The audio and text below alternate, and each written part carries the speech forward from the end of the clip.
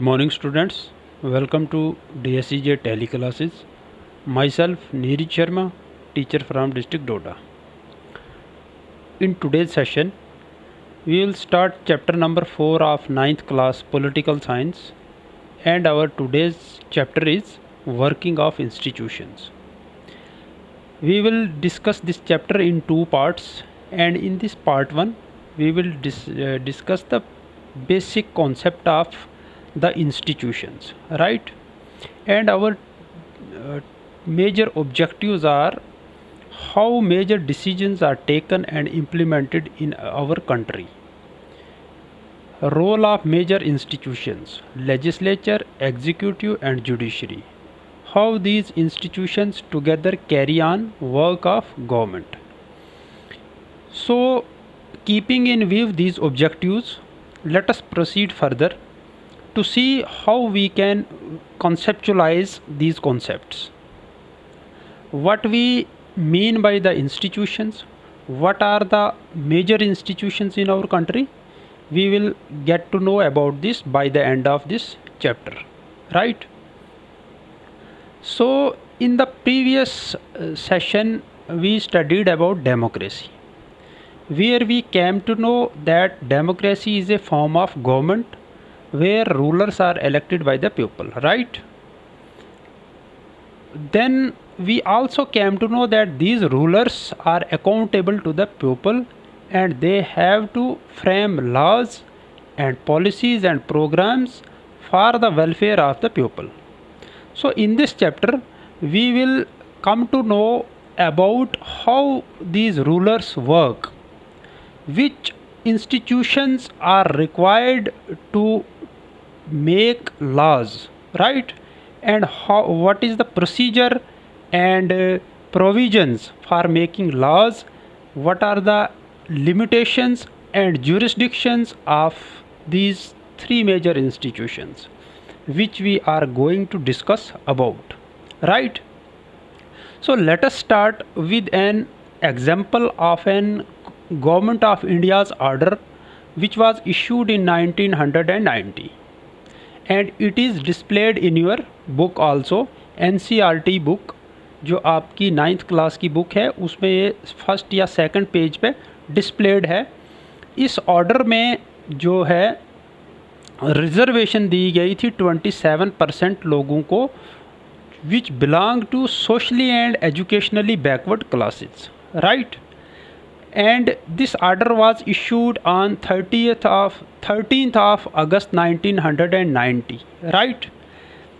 तो इस ऑर्डर को हम कहते हैं ऑफिस मेमोरेंडम भी, और इसका एक नंबर होता है जो ऑर्डर की पहचान होती है.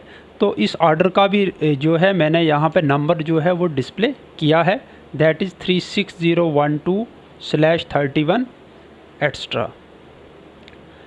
तो ये जो ऑर्डर था इस पे जो सिग्नेचर्स थे वो एक जॉइंट सेक्रेटरी लेवल के ऑफिसर के इस पे सिग्नेचर्स थे. डिसीजन ये बहुत बड़ा था बिकॉज़ हिस्टोरिकल डिसीजन इसको माना गया था तब जब ये 1990 में इशू हुआ था. उस वक़्त की गवर्नमेंट ने इसको इशू कराया था.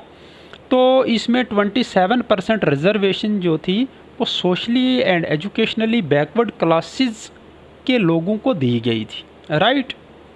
तो जब ये ऑर्डर बाहर आया तो ये किस डिपार्टमेंट से ऑर्डर इशू हुआ? Department of personal and training in the ministry of personal public grievances and pensions.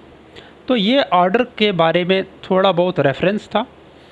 इसको हम समझेंगे आगे कि इस ऑर्डर में क्या अनाउंसमेंट्स थी, right? So announcements of the order. The major announcement was 27% of the vacancies in civil posts and services under the Government of India are reserved for the socially and educationally backward classes. So ये major announcement थी कि Government of India से के under जो भी jobs हैं उनमें 27% vacancies को रिज़र्व किया गया एक कैटेगरी के लिए जिसको socially and educationally backward classes कहा गया. Till then the benefit of job reservation was available only to SCs and STs. तो आप ये भी समझ सकते हैं कि हिस्टोरिकल डिसीजन ये इसलिए भी था कि उससे पहले सिर्फ दो ही कैटेगरीज़ को, schedule castes and schedule tribes, जिनको वीकर सेक्शंस कंसिडर किया जाता है, उनको ही जॉब रिजर्वेशन थी। बट उस ऑर्डर से जो है एक और कैटेगरी को जो है रिजर्वेशन दी गई और एक अच्छा कोटा हम कह सकते हैं। Out of 127% jobs were reserved, right. Only persons belonging to backward classes were eligible for this quota of 27% jobs. Others could not compete for these jobs.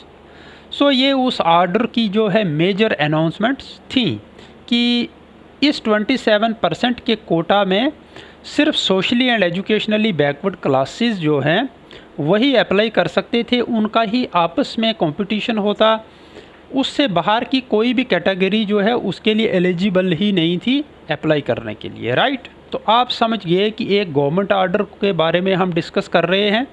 और हम क्यों डिस्कस कर रहे हैं, हमारा प्राइम फोकस जो है वो कहाँ पे होना चाहिए, वो होना चाहिए हमारे जो मेजर इंस्टीट्यूशंस हैं कंट्री में, उनकी फंक्शनिंग, उनके रोल के ऊपर, बिकॉज़ वही हमारे मेन ऑब्जेक्टिव्स हैं कि एक डेमोक्रेसी में डिसीजंस को कैसे लिया जाता है, ये हमारा मेन ऑब्जेक्टिव है। और उसको समझने के लिए हम इस ऑर्डर के रेफरेंस से उसको समझने की कोशिश कर रहे हैं, राइट।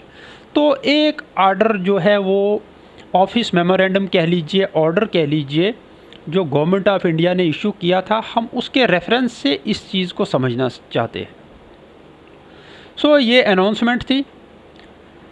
तो ये ऑर्डर जब आया तो अगर यहाँ पे आप थोड़ा सा एनालिसिस करोगे तो आपको ये देखने को, आपके समझ में ये बात नहीं आएगी कि वो ऑर्डर को इशू करने के पीछे डिसीजन किसका था।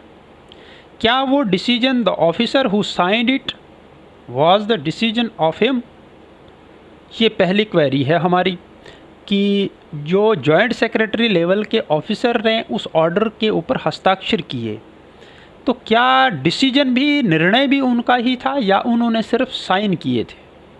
Are the minister of the concern department, या जिस डिपार्टमेंट से personal public grievances and pensions, उस डिपार्टमेंट से वो ऑर्डर निकला था, क्या उस डिपार्टमेंट के जो मिनिस्टर थे क्या वो थे डिसीजन मेकिंग अथॉरिटी?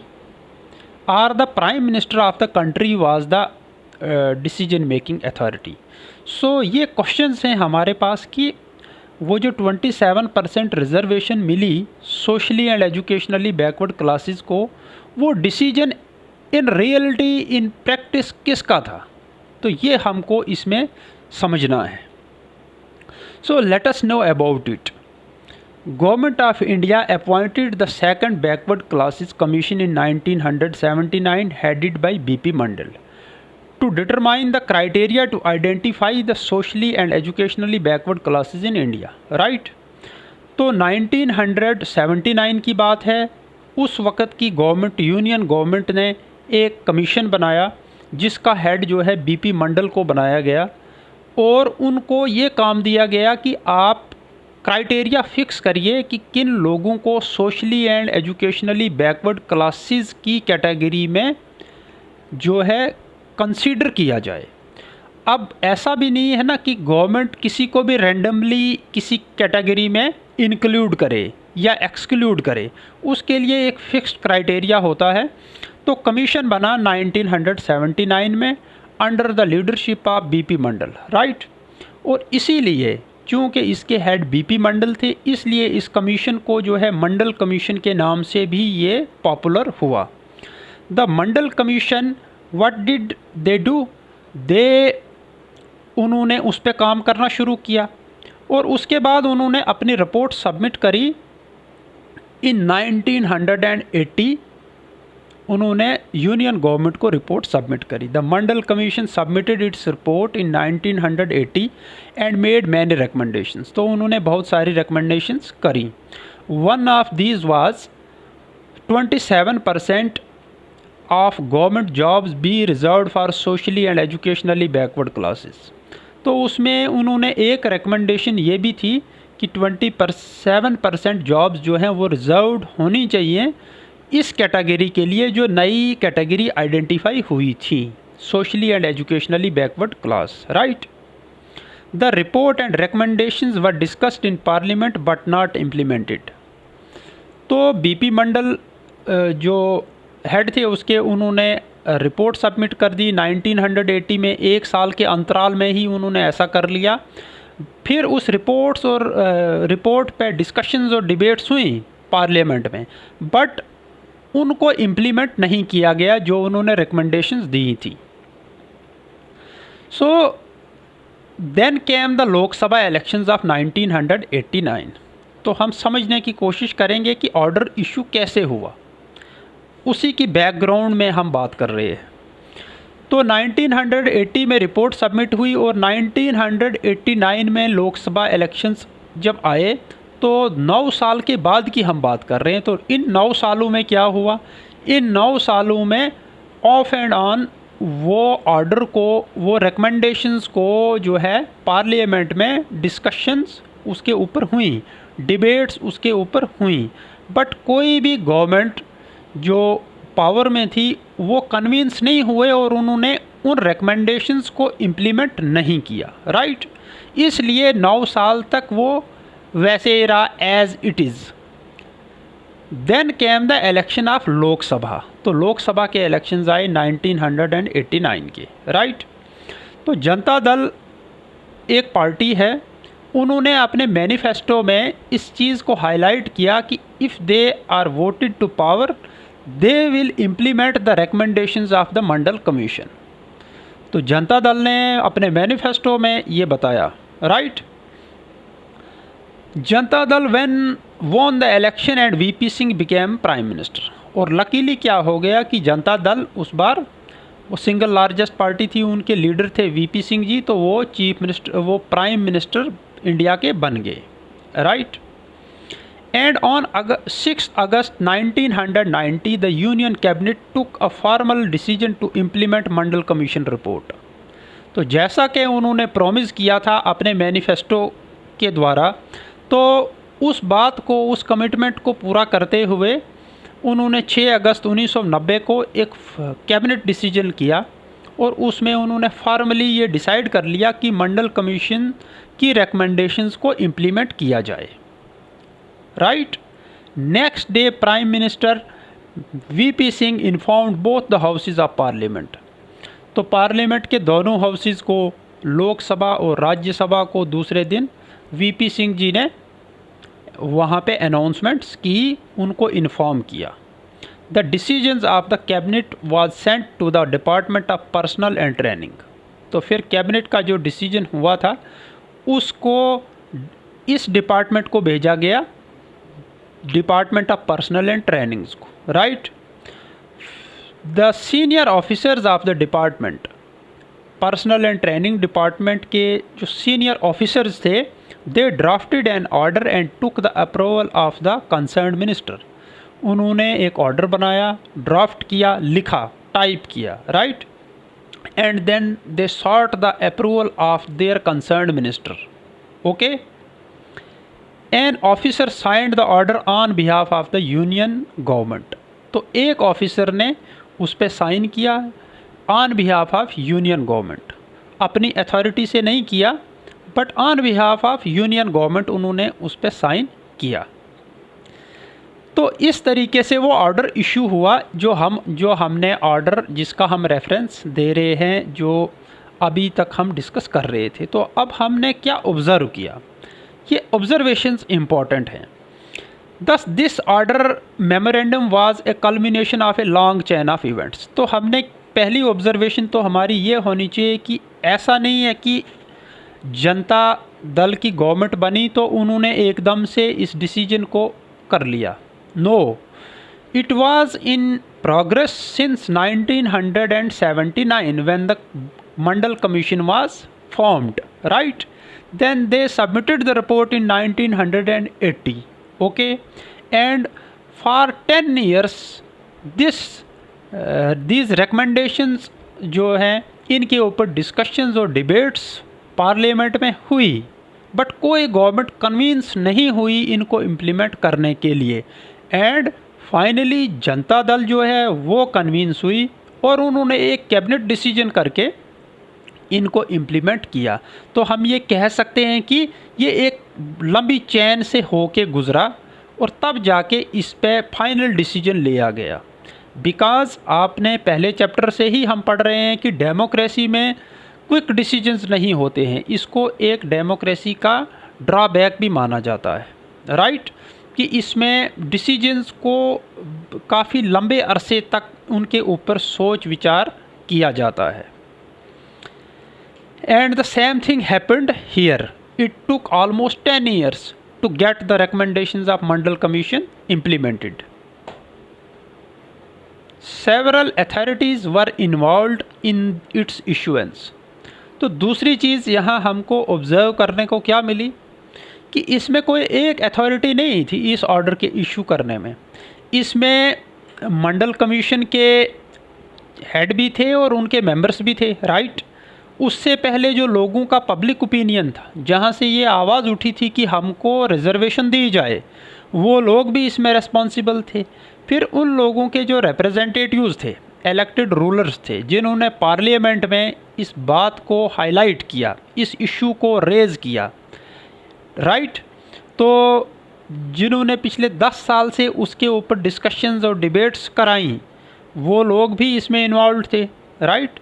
और फाइनली फिर उस वक़्त की कैबिनेट और प्राइम मिनिस्टर जो थे वो तो इन्वॉल्व थे ही थे। And then the officers of personal and trainings department, तो कुछ ऑफिसर्स भी इसमें इन्वॉल्व थे जिन्होंने ड्राफ्ट किया ऑर्डर को, जिन्होंने मिनिस्टर का अप्रूवल लिया, जिन्होंने उस पर सिग्नेचर्स किए, हस्ताक्षर किए। ये हमारी दूसरी ऑब्जर्वेशन है। Several discussions and debates were conducted in parliament in last 10 years, right. It took 10 years to implement the Mandal Commission report. That is how decisions are taken in democracy. तो ये observation हमारी है कि democracy में इस तरीके से किसी डिसीजन को लिया जाता है। अब आगे देखते हैं। तो आपको पहले ऑब्जेक्टिव का यहाँ पे फुलफिलमेंट हो गई कि how the decisions are taken in a democracy. तो आपको समझ आ गई कि डिसीजन कैसे लिया जाता है। डिसीजन बहुत सारे फेजेस से होके गुजरता है। डिसीजन को पहले लेजिस्लेचर में जाना पड़ता है, इशू को पहले लेजिस्लेचर में डिस्कशंस उसके ऊपर होती है, डिबेट्स होती है, फिर जाके वो कहीं इस स्टेज पे आता है कि उसके ऊपर फाइनल डिसीजन लिया जा सकता है। Now let us see what happened when this order was issued. तो ऑर्डर इशू होने के बाद, because it is a democracy, here we have the freedom of expression also, तो लोगों ने इसके ऊपर रिमार्क्स देना शुरू किए, टिप्पणियाँ करनी शुरू कर दी। कुछ फेवरेबल रिमार्क्स आ गए, कुछ अगेंस्ट भी थे, राइट। तो जिन लोगों को इस ऑर्डर से बेनिफिट हुआ उन्होंने तो पॉजिटिव ही रिएक्शंस दिए, बट जिन लोगों को इससे नहीं फ़ायदा हुआ तो उन लोगों ने नेगेटिव रिमार्क्स भी दिए। सो पॉजिटिव में क्या रिमार्क्स आए थे? It is a fair opportunity to those communities who so far had not adequately been represented in government employment. तो ये बहुत पॉजिटिव रिमार्क्स था कि आज तक जिस तबके के, जिस सेक्शन ऑफ सोसाइटी के लोगों को एडिकेट रिप्रेजेंटेशन नहीं मिली गवर्नमेंट जॉब्स में, उनके लिए ये ऑर्डर जो है एक गोल्डन अपॉर्चुनिटी की तरह है कि आज के बाद उनको भी कोई रोक नहीं पाएगा। और दूसरी साइड जो अगेंस्ट हैं वो क्या कहते थे? It would deny equality of opportunity to those who did not belong to backward communities. तो कुछ लोग ये कहते थे कि ये तो इक्वलिटी ऑफ अपॉर्चुनिटी की वायलेशन है, right. It would perpetuate caste feelings among people and hamper national unity. कुछ लोगों ने इतना भी कहा कि इससे तो कास्ट फीलिंग लोगों के अंदर आएगी, तो उससे जो है देश में डिसयूनिटी भी हो सकती है, राइट। ये नेशनल यूनिटी को डिस्टर्ब करने वाला ऑर्डर भी है। तो ऐसा हुआ तो फाइनली फिर डिस्प्यूट्स खड़े हो गए, ओके। और डिस्प्यूट्स में क्या हो गया? It led to wide spread protests and counter protest, some of which were violent. तो कुछ लोगों ने इस ऑर्डर के अगेंस्ट जो है प्रोटेस्ट किए और दूसरे लोग जिनको ये ऑर्डर फेवर कर रहा था उन्होंने काउंटर प्रोटेस्ट किए कि हम सरकार के साथ हैं, तो आपस में क्लैशेस हो गए और वायलेंस भी हुई। Finally some persons and associations filed number of cases in the courts appealing therein to declare the order as invalid and stop its implementation. तो चूँकि डेमोक्रेसी है तो कुछ लोग जो है और कुछ ऑर्गेनाइजेशंस वो उन्होंने अलग अलग भारत के कोर्ट्स में इस ऑर्डर को इनवैलिड करने के लिए पिटीशंस फाइल कर दी, राइट, और इसकी इम्प्लीमेंटेशन को रोकने के लिए। तो क्या हुआ, the Supreme Court of India bunched all these cases which came to be known as bunched all these cases together and this case was known as Indira Sawhney and others versus Union of India in Supreme Court. Okay, 11 जजेस of the Supreme Court heard arguments of both side. तो जो supreme court के 11 जजेस ने इसके ऊपर दोनों parties को आर्ग्यूमेंट्स को सुना, राइट। जो फेवर में थे उनको भी बराबर का वक्त मिला अपनी जस्टिफिकेशन देने का, और जो इस ऑर्डर के अगेंस्ट थे उनको भी आर्ग्यूमेंट्स करने के लिए प्रॉपर समय टाइम दिया गया। और फिर मेजॉरिटी ऑफ द जजेस ने दे declared this order as valid in 1992. The Supreme Court judges in 1992 declared this order as valid and at the same time asked the union government to modify its original order. तो वहाँ पे इसकी legal validity को जो है court ने admit किया कि this order is valid, right, but उन्होंने एक डायरेक्शन दी। उन्होंने क्या डायरेक्शन दी कि आपको ओरिजिनल ऑर्डर में थोड़ी सी मॉडिफिकेशन लानी है, चेंजिंग लानी है। ओके, क्या मॉडिफिकेशंस थी कि it is said that well to do persons among the backward classes be excluded from getting the benefit of reservation, कि जो socially and educationally backward classes हैं उनमें जो well off well to do लोग हैं उनको इस रिजर्वेशन के बेनिफिट से बाहर रखा जाए। ओके, तो चूँकि ये कोर्ट की डायरेक्शन थी तो इसको इग्नोर नहीं किया जा सकता था। So accordingly the department of personal and training issued another office memorandum on 8 सितंबर 1993। तो 2-3 साल और लग गए इस सारे प्रोसेस को कंप्लीट होने में, और फिर सेम डिपार्टमेंट ने एक और ऑर्डर इशू किया with the required modification, with the desired modification, that was the direction of the Supreme Court of India, and in this way the dispute came to an end. सिर्फ dispute ही ख़त्म नहीं हुआ बल्कि उस order को implement भी किया गया, राइट। उससे पहले सिर्फ शेड्यूल कास्ट और शेड्यूल ट्राइब्स को ही रिजर्वेशन था, उसके बाद एक और category socially and educationally backward classes को भी इस चीज़ का रिजर्वेशन का बेनिफिट मिला। अभी यहाँ से हम और कुछ जनरलाइजेशंस करेंगे कि ऑर्डर कैसे इशू हुआ, कहाँ से शुरू हुआ और किन किन इंस्टीट्यूशन से होके गुज़रा। तो उसकी जनरलाइज हम करेंगे, हम समझेंगे कि जो हमारा मेजर ऑब्जेक्टिव है कि इंस्टीट्यूशंस, वर्किंग ऑफ इंस्टीट्यूशंस, तो कौन से इंस्टीट्यूशंस हैं। Those who negotiated to get this order issued belong to legislature. तो सभी वो लोग जो लोगों ने इस ऑर्डर को इशू करने में एक प्लेटफॉर्म खड़ा किया, जिन्होंने पार्लियामेंट में डिस्कशंस की, डिबेट्स की, गवर्नमेंट के ऊपर प्रेशर क्रिएट किया इस ऑर्डर को इशू करने के लिए, तो वहाँ तक कि उस कैटेगरी के लोगों को हम कहते हैं लेजिस्लेचर, राइट। और लेजिस्लेचर को आप इतना समझ सकते हो कि पार्लियामेंट में जो 2 हाउसेस हैं, लोकसभा और राज्यसभा, वहाँ पे लोगों के रिप्रेजेंटेटिव्स होते हैं, राइट, मेंबर ऑफ पार्लियामेंट्स, उनको हम लेजिस्लेचर कहते हैं, जो लॉ मेकिंग अथॉरिटीज़ होती हैं।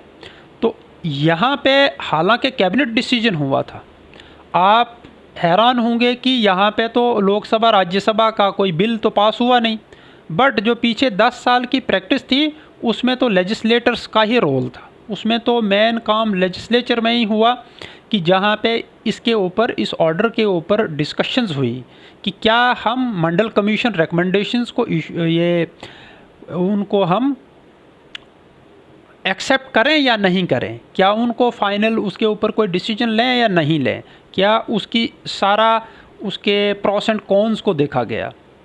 Those who issued and implemented it belong to executive. Then the second category is those who issued it, prime minister, his cabinet and the officers, right? इनको हम कहते हैं executive. Prime minister and his cabinet and the officers from the permanent executive. Together this group is called as executive, right? So this is our second major institution. And the third is when the dispute erupted, who resolved the dispute? Supreme Court of India. Supreme Court and High Courts in India settle disputes arising out of governmental decisions. These courts are called as judiciary. And this is our third major institution in our country. So we have three major institutions: legislature, executive and judiciary. And जो हमने अभी तक discuss किया, इससे आप समझ गए कि इनका क्या रोल है। लेजिस्लेचर का क्या रोल है, एग्जीक्यूटिव का क्या रोल है, जुडिशरी का क्या रोल है। अब इसको हम थोड़ा और डिटेल में समझेंगे। लेजिस्लेचर, इसका पहला काम है to enact laws, right, executive to implement laws and judiciary to resolve disputes. Okay, तो लेजिस्लेचर में हम देखते हैं इसका स्ट्रक्चर क्या है। लेजिस्लेचर में पार्लियामेंट जिसकी हम बात करते हैं उसमें दो हाउसेस हैं, लोकसभा, राज्यसभा। तो यूनियन नेशनल लेवल पे हम पार्लियामेंट कहते हैं, स्टेट लेवल पे हम स्टेट लेजिस्लेटिव असेंबलीज कहते हैं। जो स्टेट लेजिस्लेटिव असेंबली के मेंबर्स होते हैं उनको हम एमएलएज कहते हैं, और जो पार्लियामेंट के मेंबर्स होते हैं उनको हम मेंबर पार्लियामेंट कहते हैं। बट दोनों का सेम फंक्शन है, टू मेक लॉज, राइट, और ऑल टुगेदर हम कह सकते हैं लेजिस्लेचर। पार्लियामेंट की स्ट्रक्चर थोड़ा देख लें। पार्लियामेंट में दो हाउसेस जो हमने अभी डिस्कस किए, राज्यसभा, लोकसभा। राज्यसभा में की जो स्ट्रेंथ है नॉट मोर देन 250 मेंबर्स, और लोकसभा की not more than 545 members, right. And parliament is the final authority for making laws in any country. Okay, this task of law making और लेजिस्लेशन इज़ सो क्रूशियल। ये बहुत important काम करते हैं legislature के जो लोग होते हैं, कि शुरुआत इनसे होती है, यही किसी चीज़ को किसी परिणाम तक लेके जाते हैं, जैसा कि आपने इस पूरी स्टोरी में समझा जो ऑफिस मेमोरेंडम इशू हुआ, राइट। अदरवाइज़ कोई भी प्राइम मिनिस्टर यूनिलेटरी कोई भी डिसीजन नहीं ले पाएगा, कोई भी ऑफिसर, बड़े से बड़ा अधिकारी कोई भी डिसीजन यूनिलेटरली नहीं ले पाएगा। सो what we generalize here, decisions are taken after discussions and debates in legislature and finally implemented by the executive as discussed in this chapter, right. In India, a national assembly of elected representatives is called parliament, and at state level is called as legislature or legislative assembly. So यहाँ तक आप समझ गए कि हमारे जो तीन major institutions हैं उसमें लेजिस्लेचर है, एग्जीक्यूटिव है और जुडिशरी है। और लेजिस्लेचर में आप समझ गए कि लेजिस्लेचर में हमारा पार्लियामेंट आता है और हमारी स्टेट असेंबलीज आती हैं, और इनका जो मेन काम है वो है टू मेक लॉज। तो ये पब्लिक ओपिनियन को लेते हैं, उसके ऊपर डिस्कशन डिबेट होती है, और मेजॉरिटी जिस फेवर में हो उस डिसीजन को ओके करना गवर्नमेंट की, एग्जीक्यूटिव की रिस्पॉन्सिबिलिटी बन जाती है। और ये जो हमने डिस्कस किया ऑफिस मेमोरेंडम, यहाँ से ये साबित होता है कि भले ही डेमोक्रेसी में एक डिसीजन को डिलेड रहे वो, बट फाइनली अच्छा डिसीजन बाहर आता है, जो हमने डेमोक्रेसी के फीचर्स में भी पढ़ा था कि क्वालिटी डिसीजंस होते हैं। अगर ये क्वालिटी डिसीजन नहीं होता इस ऑर्डर को इशू करना, तो सुप्रीम कोर्ट ऑफ इंडिया जो है वो इस पर रोक लगा देते, बट उन्होंने ऐसा नहीं किया। जुडिशरी में इसको वैलिड माना गया, सिर्फ इसमें एक छोटी सी मॉडिफिकेशन की गई। नेक्स्ट जो दो इंस्टीट्यूशंस हैं उनको हम नेक्स्ट सेशन में समझेंगे, एग्जीक्यूटिव और जुडिशरी को। इस सेशन में इतना ही। Thank you.